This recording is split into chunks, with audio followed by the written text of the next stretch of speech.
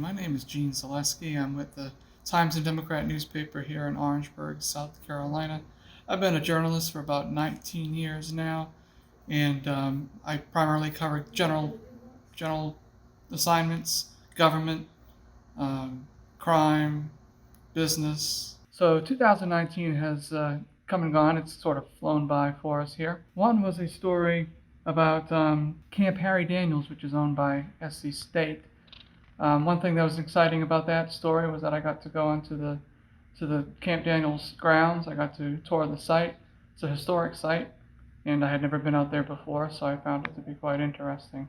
Another story was the fire in Bamberg, which ended up burning 3 downtown businesses. The guy ended up keeping antiques in these businesses, and they were pretty much destroyed. It was an arson-related case.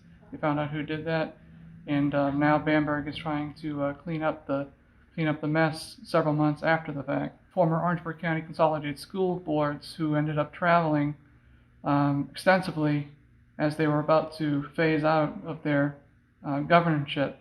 That brought a lot of concerns among the general public that they were spending money on these various trips and on these various board educational seminars when the board would end up becoming defunct within a few months. Another story of mine that was a favorite was the Paul Tarashuk case. It was a case about a man with a mental illness that was on Interstate 95. He was walking out on the road. Emergency personnel responded. Law enforcement responded. They ended up just checking the guy out.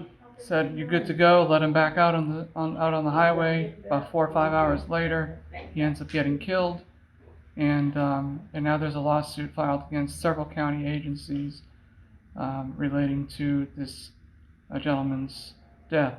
Bus driver strike or a walkout at the new Orangeburg County School District. The bus drivers did not realize they were being compensated differently than they were under the previous school districts, and they found out through their paychecks that they weren't making as much as they used to be making. They ended up walking off their beat for the day, and they talked to school administration. School administration ended up finding out what went wrong, and they ended up compensating the bus drivers for what they actually worked for. So that was another interesting story. The love bug story that I worked on, I had it as an honorable mention for my top 5, but it was we were being infested by love bugs here in Orangeburg, and we had a lot of readers calling us and saying, "Hey, why don't you do a story on this? They're attacking me at my place of residence."